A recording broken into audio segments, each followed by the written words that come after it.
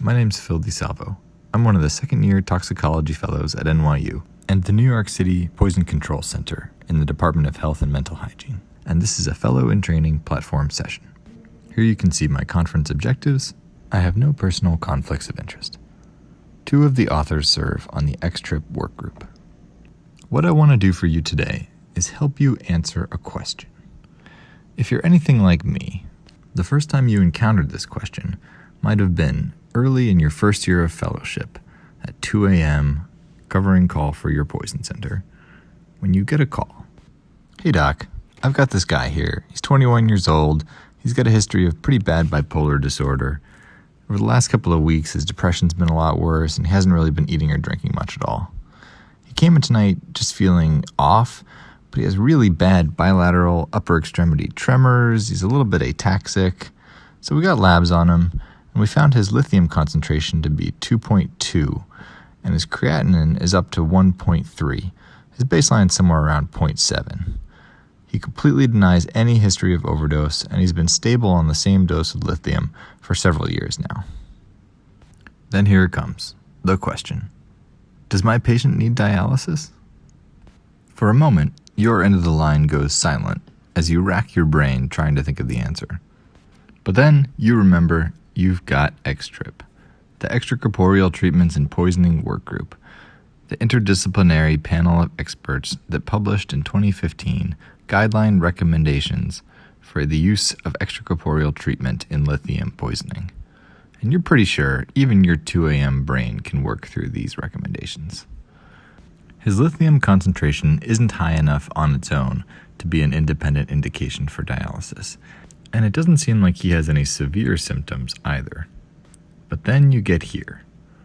Extracorporeal treatment is suggested if the expected time to obtain a lithium concentration less than 1 with optimal management is greater than 36 hours. A level 2D recommendation, but it seems to be all you've got. So where does this come from? We've believed for some time now that the longer we leave someone at a toxic lithium concentration, the greater the risk is for developing severe or permanent neurologic sequelae. Some of this comes from the studies by Hansen and Amundsen back in the 70s.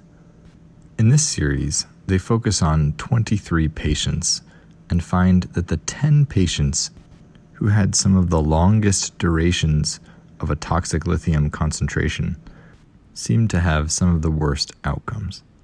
And they conclude that dialysis should be performed if the lithium concentration isn't going to get below 1 within 30 hours. So the recommendation seems reasonable, but still tricky to implement. Returning to our patient, can we get him under 1 within 36 hours? His kidney function doesn't seem too bad, but he did almost double his creatinine, and his level is 2.2, lower than some recommended thresholds for dialysis in chronic toxicity of 2.5, but still not great. And the level doesn't always correlate with severity of symptoms. The last thing we want is for this patient to get permanent neurologic sequelae, but we don't want to put him through dialysis unnecessarily. So where does that leave us? Until recently, we had little more than Gestalt to help us answer this question. Then, in 2019, Nicholas Buckley and others published this study. Here, they retrospectively examined the medical records of patients presenting with acute on chronic or chronic lithium poisoning over a period of 10 years. They found 250 cases of chronic lithium toxicity across 3 institutions. They looked at demographics, signs and symptoms of toxicity, co-ingestions, treatments, outcomes, and lab data including initial creatinine and initial and subsequent lithium concentrations. As you can see here, they plotted lithium concentration against initial kidney function measured via estimated glomerular filtration rate. They've organized the patients into those whose lithium concentrations dropped below 1 by 36 hours, those whose lithium concentration remained between 1 and 1.4 at 36 hours, and those with a concentration above 1.4 at 36 hours. They've also plotted the patients who had severe sequelae and those who were dialyzed. Based on this data, they develop a simplified formula for for calculating an elimination constant using only the patient's estimated GFR. They can then use this constant in conjunction with the patient's initial lithium concentration to predict what their concentration will be at 36 hours. From this, they are able to construct the Lithium Nomogram, a simple tool upon which you can plot any patient's presenting lithium concentration against their eGFR and begin to get an idea of whether or not your patient would need hemodialysis to get to a safe lithium concentration in time. Now, it's important to note that some of this data was based on estimations. In this chart, you can see that relatively few patients had lithium concentrations at precisely 36 hours. So some of this calculation is based on the assumption of relatively predictable metabolism. Because they found the lithium concentrations to be much less predictable in acute on chronic cases, the authors suggest only applying the Lithium Nomogram to cases of chronic lithium toxicity. They incorporate it into a new, simplified management algorithm for cases of chronic toxicity, and they compare application of this algorithm to application of the XTRIP guidelines to determine which management strategy would dialyze more patients while remaining sensitive enough to identify patients at most risk for serious long-term sequelae. We found this concept intriguing, although we had a couple of concerns with the paper. Some patients develop chronic lithium toxicity due to a new acute kidney injury, and they're often able to clear their lithium quickly once the insult to the kidney is identified and addressed. But other patients with chronic lithium toxicity have more chronically impaired kidneys, and we're concerned they may remain toxic for longer durations. Combining unknown proportions of each of these populations in the derivation group might be problematic.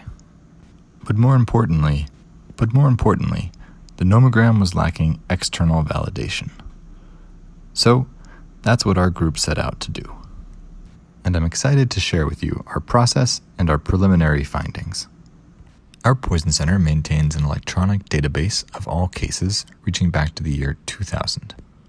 We sought to identify cases with the following criteria: chronic lithium toxicity, a peak serum lithium concentration of at least 1.2, a documented initial creatinine level, and no hemodialysis performed. And finally, rather than make any estimations about serum lithium concentrations at 36 hours, we had strict criteria with regard to the follow-up lithium concentrations in order to include the studies and analysis. The cases had to show at least one serum lithium concentration less than 1 milliequivalent per liter before 36 hours, or a lithium concentration greater than 1 milliequivalent per liter after 36 hours. We performed 2 searches on our database. The first of all the lithium cases on record in which hemodialysis might have been either recommended or performed, and the second of all lithium poison patients from the beginning of 2019 to the end of May 2020 who were not included in the first search. For each patient, we applied the calculations described by Buckley to predict a 36-hour lithium concentration. Now, one important qualification here. We used CKD-EPI in order to calculate estimated GFR. This is the formula used in the paper. But we didn't correct for race. Race correction for GFR is controversial in its own right, and also our database doesn't routinely collect data on patient race. For our analysis, we used the lower of the estimated race-based GFRs in order to maximize the potential sensitivity of the nomogram. You can see the results of our analysis on the 2x2 table here. The nomogram correctly identified 10 of the 11 patients who had a serum lithium concentration above 1 at 36 hours, for a sensitivity of 91%.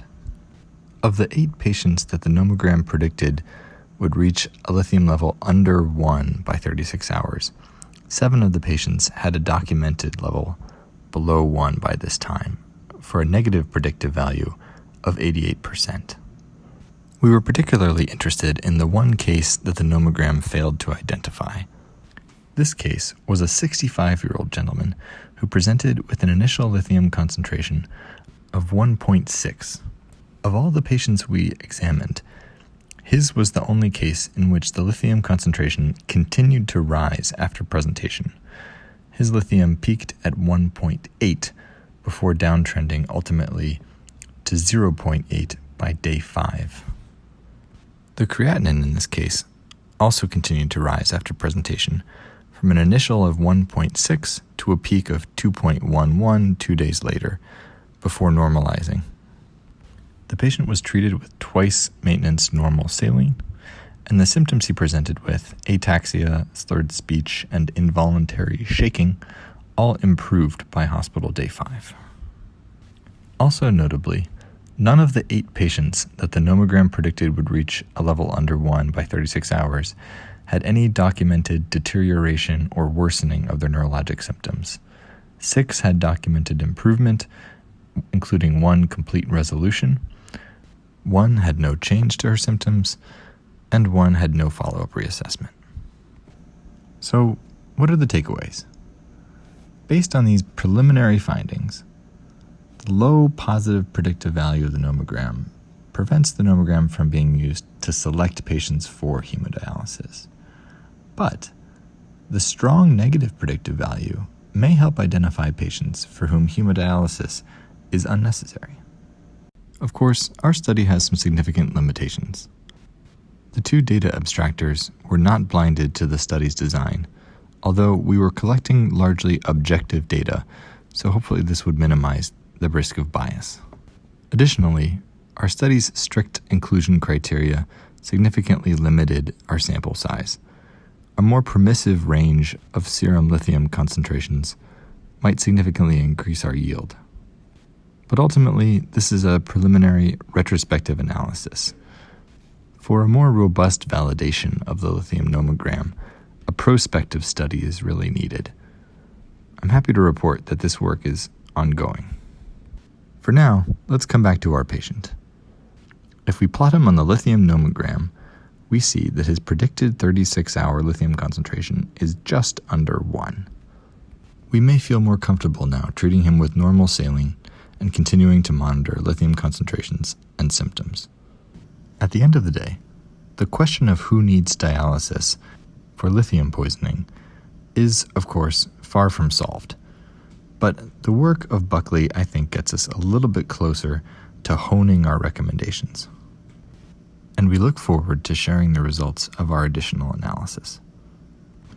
A quick thank you to my mentors and co-authors on this paper, and a big shout out to my co-fellow, Emma Furlano. Not only did she spend hours upon hours grinding through charts with me, but as you can see here, she's always willing to partner up to go hunting for some interesting dialysate. I want to thank you for your time, and I look forward to answering any questions you may have about our work.